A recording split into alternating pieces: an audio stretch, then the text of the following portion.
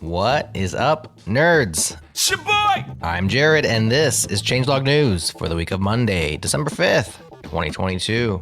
We are still accepting audio message submissions for our upcoming State of the Log episode. We record it next week, so you're running out of time to get your voice on the pod and get your hands on a free t-shirt. So far, we've received 5 awesome messages and 1 super weird, not safe for work, AI-generated picture of a cow.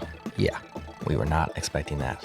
I'd love to double that listener messages count before next week, and I'd also love to never receive another cow pic like that ever again. Are you okay? I'm fine. I just threw up in my mouth a little bit.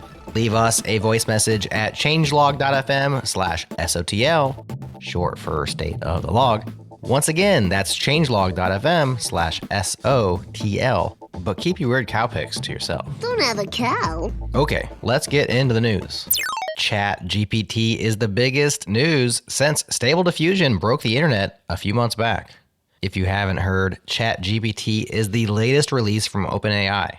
It's an improvement in a few big ways over GPT-3. Notably, ChatGPT has long-term memory of up to 8,192 tokens, which means it can recall the contents of conversations. This feature helps enable the killer feature of ChatGPT, a very good chat interface where you can talk back and forth with it, instructing it to modify what it generates. The chat experience, plus the fact that OpenAI is allowing free use of ChatGPT for now, has generated countless tweets and toots demonstrating its abilities over the weekend, some of which are truly astounding. The most impressive to me, and the one we'll link to in the show notes, is by Jonas Degrave, who discovered that you can build an entire virtual machine inside ChatGPT. From the inside, he uses curl to access OpenAI's API, which is where things start to get really interesting. Here's a quote from the article. So, inside the imagined universe of ChatGPT's mind, our virtual machine accesses the URL chat.openai.com/chat, where it finds a large language model named Assistant, trained by OpenAI. This assistant is waiting to receive messages inside a chat box. We can chat with this chat assistant from the chatbot, locked inside the alt internet attached to a virtual machine, all inside ChatGPT's imagination. The assistant, deep down inside the rabbit hole, can correctly explain to us what artificial intelligence is. End quote. I've seen this movie before.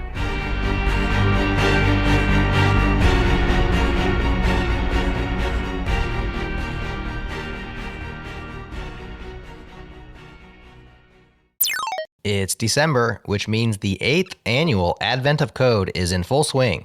If you haven't heard, Advent of Code is an advent calendar of small programming puzzles for a variety of skill sets and skill levels that can be solved in any programming language you like.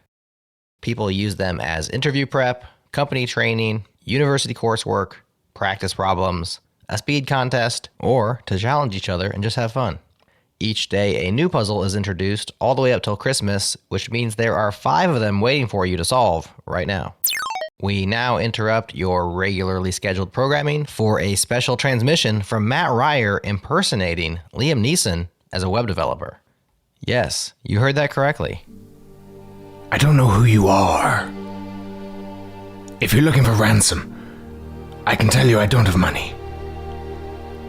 But what I do have are a very particular set of skills. Yeah, HTML, CSS. Yep. I do a lot of backend too, Go and that mainly, is that? Yeah, okay, yeah. Test-driven development? Yes, I think so. Okay, yeah, thanks. No, sounds great. See you later. Thank you.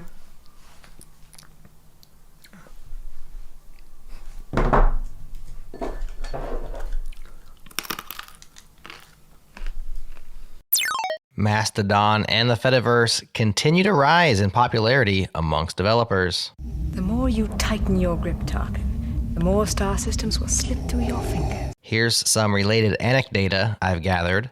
We post the exact same unpopular opinion polls to GoTime's Twitter and Mastodon channels. On Twitter, the GoTime FM account has over 9,400 followers. On Mastodon, GoTime at changelog.social has less than 300.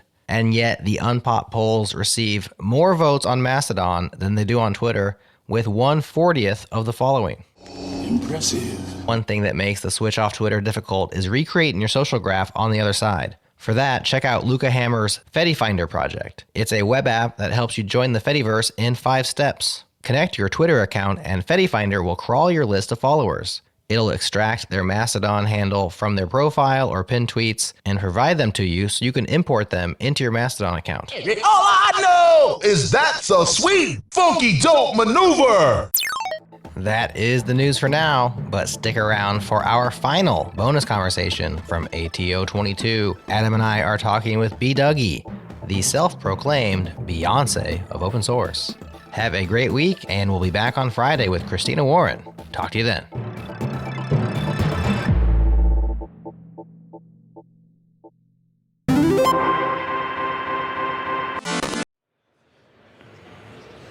Open sauced. Open sauce. Okay, is that already recording? Already tracking. Yeah, this is always excellent. call the open track. It's all there. We call it ABR. Always be recording. ABR.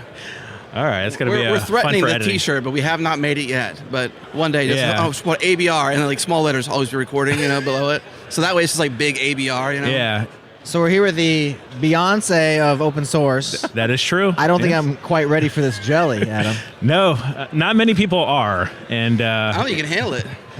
I don't think I can. Sorry, I had to do that. yeah, I mean, I'm all ready to check up on it. There you If we're go. going to go down the... Go down the list of lines from her illustrious career. yes, the discology. You're missing the hair though, right? And the fan. Yeah. The fan that's always there, and the hair. Yeah, Right. Unfortunately, hair is not gonna. It's not coming back. It's not coming back. Okay. That is all ship I has got. sailed. But still, it's quite the title. Self-proclaimed? Self-proclaimed. I love it. I was previously the Beyonce of the Beyonce of GitHub. Okay. And I gave myself the title just in case Beyonce ever wanted to get involved investor-wise. Right. Because it was at the time GitHub had no CEO. And that was my internal joke. And it got to the point where the leadership team would call me Bay, which was pretty cool. That's funny. Very cool. So it's stuck. You're no longer at GitHub. Nope. Haven't Doing been your there own since thing. September, yeah. What you up to? I am now working on a platform to get insights into open source called Open Sauce. OpenSauce.pizza is the URL. And it... With an ED, like With past an ED, tense. yeah. Okay. Open Not sauce. open sauce, but Sauced. open sauced. Yeah. Past tense. Because if you don't got Pizza. sauce, then you lost. Right. But Okay. we're delivering the sauce. If you don't have we're sauce. we're swimming Is in the this- sauce. The sauce goes on the pizza? Is there a .steak by any chance? Dot steak? Oh, you know what? Because I if don't there know. is, an alternative could be sizzle.steak. Sizzle dot Right? steak. That would be hard. That would be the a one sweet- name domains are pretty challenging. Even not steak, TLD, I would imagine it's not very highly If trafficked. there's a .steak out there, buy it from me or I'm going to buy it because I'm going to buy it. Sizzle I'm going to steak? buy the competitor. You're gonna start competing? Sizzle.steak. No, I'm just kidding. You don't want to compete with the Beyonce of open source over I'm just here. kidding. I'm just kidding. She will crush you. She will, he will. The Beehive. The Beehive The will crush Beehive you. will get. Yeah, they'll That's get right. you.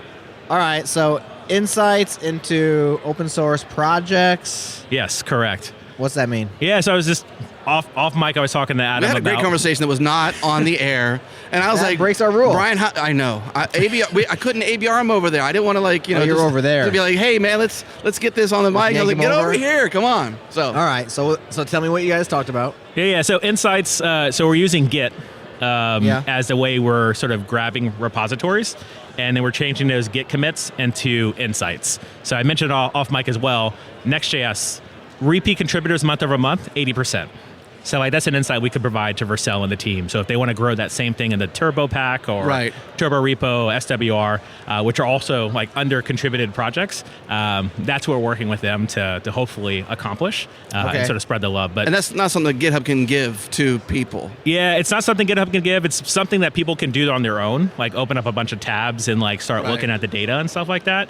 But unfortunately, like through the API, it's heavily rate limited. Right. So if you wanted to get that data over contributions, for a lot of contributions happening in Next.js, like I also worked with DigitalOcean on Hacktoberfest, giving insights during the month of October. So Is that right? Just ended Monday, Yeah. and 529,000 PRs.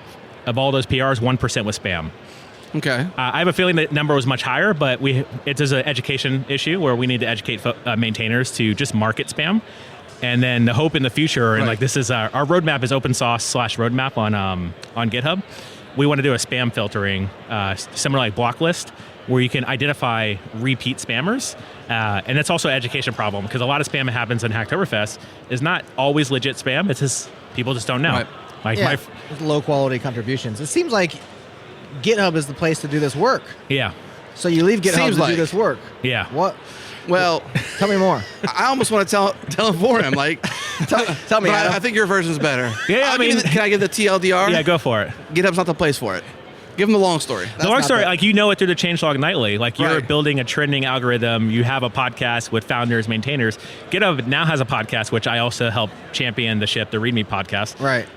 But that conversation has always been disjointed. It's always been either engineer-led, bottom up, and there's no strategy from the top. I see. And we had that strategy with Nat Friedman, and nothing against like the current CEO, but there's a focus now to start building things like actions and code spaces and enterprise features again. I see. Which is where GitHub was pre-Microsoft. So you had this idea inside of GitHub. Yeah. And they're like, man, we're interested in other things. And you're like, all right. Well, no, Yeah. he had the opportunity to do it there, but he said no. Okay. Tell him why, Brian. Yeah. Well, so my thank you, Adam. My previous role was director of DevRel at GitHub. So my job was to meet with open source maintainers every month. I was meeting with a maintainer at a project you've heard of, Right. asking for what's missing on the platform. Insights was missing on the platform pretty heavily. Okay. And I saw the opportunity. I was coming at a different angle when I was pitching it internally at GitHub, so I pitched it multiple times to the leaders, where I just want to get more people to open source. But what I found is that it's not about just good first issues, because a good low quality contributions, it's by default. Like no one Yeah. knows what to do. Sure. So what I'm doing is I'm approaching companies and maintainers and projects to say, hey, we can do open source better. Let's actually decentralize on information to Right. understand, okay, can we automate on how we onboard contributors? Can we point people away from React into React Query or something else that's a good supporting project? Yeah. That's a better place for first contribution, as opposed to what happens in Hacktoberfest. Everyone goes for the big, meaty projects, Right. and are underwhelmed when they don't get any sort of attention. And it's just like, you got to start from the bottom, where it's like Right. a lot easier. It also couldn't be agnostic to all of Git. So there are True. resources in open source that it does not live only on GitHub. And so the ability to help some of these companies would Yeah. have to not be GitHub Yeah, I don't only. think we have to get it twisted too as well, because like GitHub is a home for open source today. Right. And like folks start with GitHub when they learn how to code through a boot camp. They open their repository, it grows Yeah. really big. But at the end of the day, there's so many other places that code is happening. There's other places outside the U.S. where GitHub's not the forward. Like GitHub wants to be forward-facing in China and Brazil and Russia, Ukraine. There's all these other places that they want to have presence in, but there's also other opportunities, other tools that folks have Sure. other traction in. Fair enough, especially as things grow and change. You know, the landscape changes over time. Yeah. And so that could change even more into the future. Okay, well said. So is it merely growth metrics? Like what kind of insights? Is it like how popular my stuff is, or are there other things that are also useful? Yeah, so when I talk to a maintainer, that's what they want to know. They want to know, so GitHub has an API called traffic. We can see views Right. and stars and conversions and stuff like that. It's kind of underused and not really shared. So anybody who's a maintainer probably just use that for those type of metrics. I'm more looking for like contributor and contribution. I want to know who's contributing and where we can support it. So eventually we'll get to the point where you could, if you want Rust developers in Amsterdam, well, you'll use open source for that. If you want projects that are in a language group or a framework that you know how to use that needs contribution, we'll have a feature for that pretty soon on open source. But the goal is really like just educate folks, give people like the first step into doing that, but also educate maintainers on how to also set their project up for success. Will this be, so it's growth for open source, but will it be hiring as more companies are obviously commercial open source companies? So the open sourceness and the commercialness sort of blend together in some cases. And so Yeah. obviously growth is not just project, it's also potentially, Yeah. future hires. A lot of people say we hired from contributors to our open source. Yeah. So will that be part of the platform too? Yeah, that so kind of I'm insights? 3 pillars. Like we want to scale teams. So there are a lot of teams that want to scale what they're doing in open source. I think a lot of these, like Datadog is a good example. They don't have a strong open source presence. They want a strong open source presence. So they're starting to ship open source projects to attract more community members. Recruiting is another one. Right. Identifying, like I know a staff engineer at GitHub that his into GitHub was contributions to Electron. So that's not a lot of people realize that. Also the core team at React, like Brian Vaughn, Dan Abramoff, Andrew Clark, Yeah. all came through another community project. So Redux, React Virtualize. Like those are all projects that supported the React ecosystem. And then Tom Ochino, who was a previous manager, reached out to them and said, hey, let's hire. I'm going to go ahead and say they didn't whiteboard.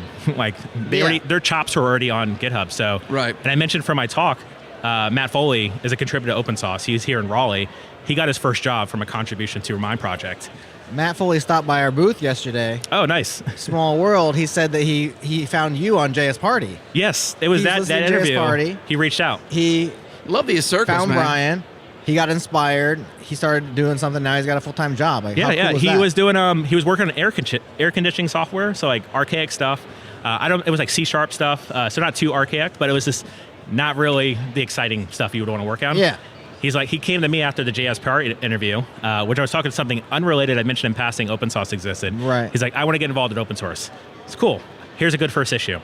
And all my good first issue in my projects they have the answer, like literally the code to write in the good first issue.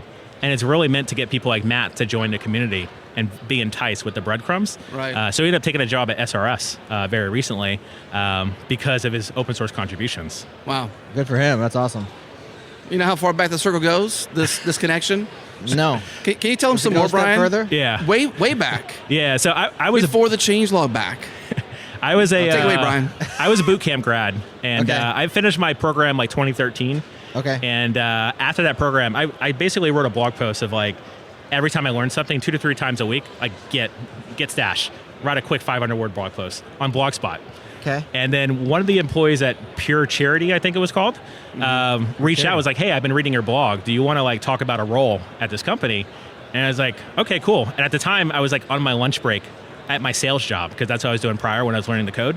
Yeah. And I jump on, it's like, oh, cool, nice to meet you. It's like, hey, my manager's here, who happened to be Adam. He's like, do you want to meet my manager? You remember and I'm this? like, No. yeah. So I'm The first thing I said was I a jerk.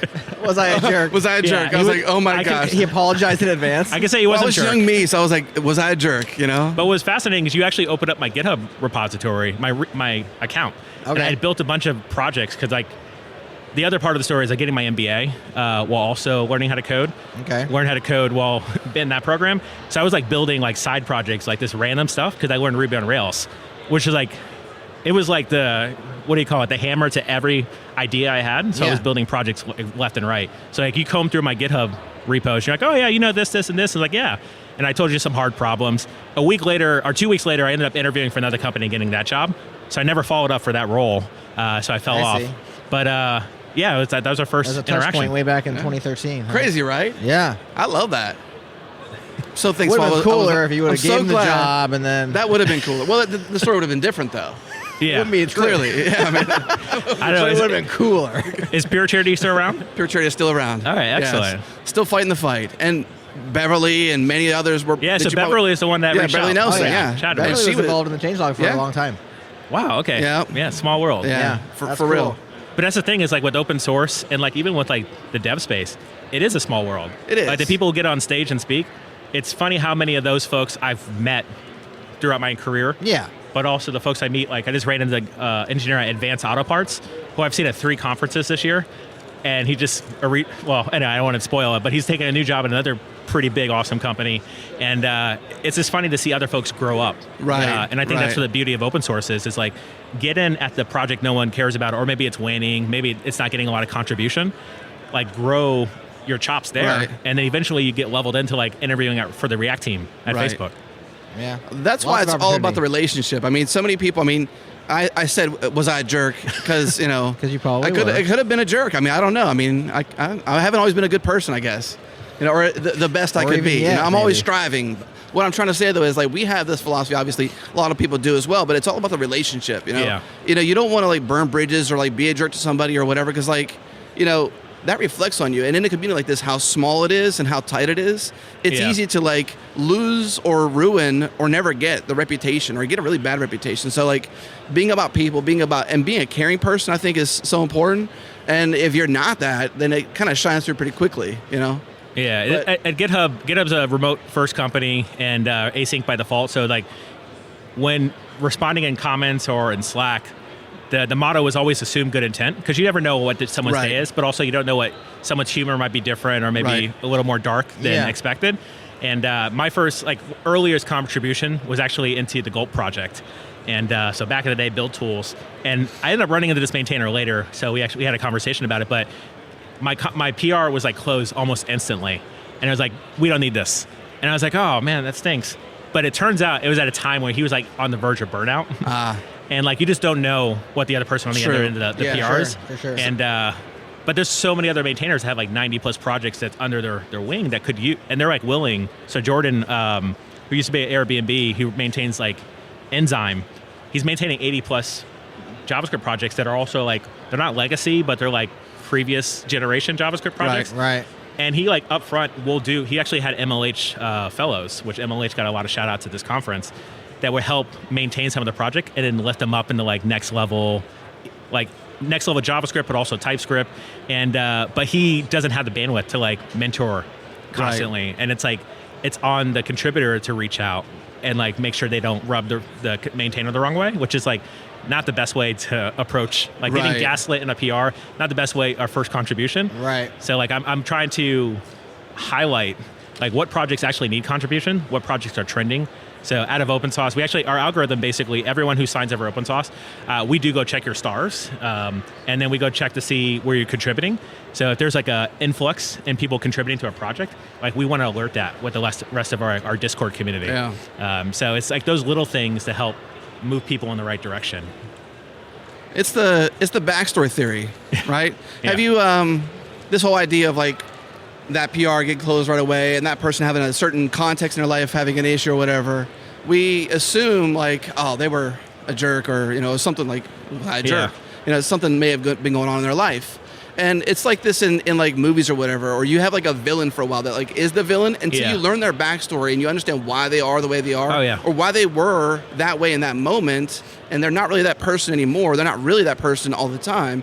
Then you have that empathy because you've learned that context. Like context is missing in the digital space. It literally is missing because you have limited data. Like here we have physical. Jared can see I'm looking at him now.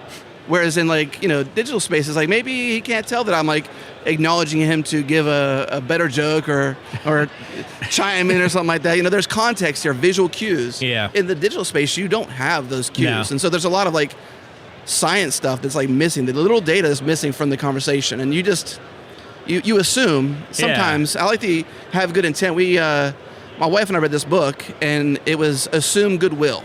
Yeah. So similar, but not the same exact way it came out. Assume goodwill. I have goodwill for you. So even if I come off negative or I say something stupid or whatever, assume I have goodwill for you and I'm just a human being and I messed up that one time, so give me some grace. Yeah, I constantly flub on like bad jokes or like off the cuff, like, because I'm more of like a witty person. I'll make a joke about random things and be like, you know what, I need to walk that back a little bit. So and it's in someone calling me out or somebody just like nudging me and be like, hey, that was a little rude. And but that's honestly like we want to like, so we're currently tracking commits till 2015 for any project over 100 stars. So like that's the other part of the secret sauce. So the goal is to get 200,000 repos index. Of all of GitHub repos, 280 million, 230,000 have more than 5 contributors. So majority of the repos on GitHub, not much activity. It's like a side project. It's like a blog or whatever. So based on that number, it's approachable for us. Right. But also for that reason, like we want to do also origin stories of like, hey, you're a big contributor in this project, but like what led you to this? So like going back to like you do these stories with founders and maintainers, like having the commits up in your face of being like, oh yeah, you were committing here and there. Like I have a commit to React Native. Right. Like this randomly, I just happened to get on the train like 2015 when it was announced. And I was like, hey, I found a bug in the error code. So let me fix that. Actually, I have a commit to Node.js as well, a bug in the error code. So like, that's my claim to fame. There's your secret sauce right there. Yeah. Find bugs in the error code. If the error message are opaque, it's probably because it needs to get fixed. Right. So don't be afraid to like ask a question and open an issue and get like that Node.js. I got mentored and shown the ropes on how to interact with V8, which I had no idea what I was doing. Yeah. But like that's also the secret sauce. Is like most first-time contributors or most early contributors to projects, they get their hand held and then walk through. But it's just like showing up and showing like not showing up, but also having a presence where this person's not going to disappear. That was the other issue with like Node.js. Like I talked to those folks, they would love to mentor more folks to contribute, but some people are just doing for the first time contribution and they disappear. They want to be able to like grow someone to replace them. Right. Eventually. Gotcha. That's certainly a challenge because there's street cred at large projects, just like at large companies. You know, if you check some Twitter bios, it's like ex-Apple, ex-Google, ex-Facebook. Yeah. And it's like, well, were those all good stories? You know, like... Right. Or were you there for the ex-Facebook? Did they enjoy your 6 presence months. there? Did you have an impact? It's like, I'm a Node.js Were you a jerk? contributor. It's like, well, were you there for the story? Yeah. Or were you there for the contribution? And sometimes you got to kind of like weed through that to find out about somebody. Yeah. So I can see where that could be a challenge for the Node.js maintainers. They're like, is this person legit, or they're just here for this one thing and they just want to say they did a thing? Yeah, and we want to do that with the reason why we're tracking Git commits back to a certain point, because we want to validate people in the ecosystem. Not to say like these people don't matter because they only have the one PR, but more of like encouraging, hey, like what we want to ship really is like a FICO score for open source. So like I have a finance degree. That was my previous life, graduated during the last recession. And FICO you have to feed.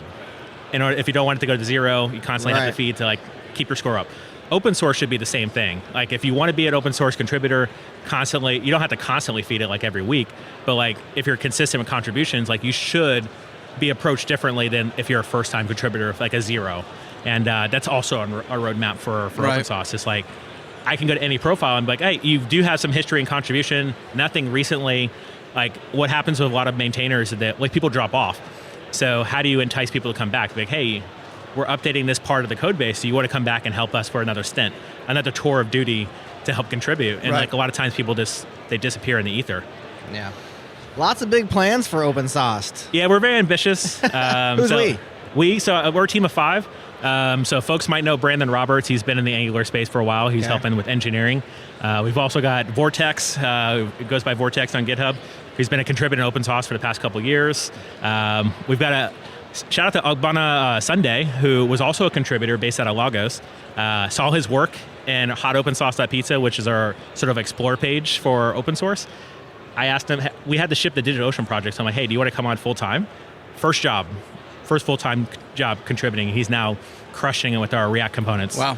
Cool. Yeah, that's the team. We got a couple other folks who are not writing code, and our designer's based out in Brazil, Eric. And then we have our YouTube channel, which is maintained by our one person who doesn't write code.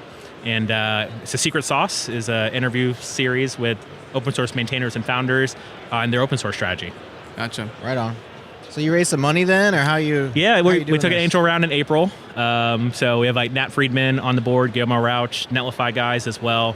A few other folks who are name brand as well. But yeah, folks who have been in and around the space, former GitHub folks. Tom Preston Warner also is on the cap table. Wow. And I specifically reach out to people who I know who care about this problem and want to grow open source strategy in their companies, but also have been a part of open source strategy. So a lot of successful open source projects represented on the cap table. Interesting. Cool stuff, man. Very cool stuff. It's a pleasure. Long time listener. Thanks for First time. Well, first time on this show. On this show, yes. The JS Party. Yes. I got in there. You got in there. Got in there early, actually. Oh, you're welcome back anytime, man. Yeah, it's a pleasure. Yeah. So when we ship some of the other stuff, I'll reach out and we can talk about our individual contributor platform. Yeah. Please do. All right. Cool. Good talking, Brian. Yeah, pleasure. End scene. Exactly. Scene. We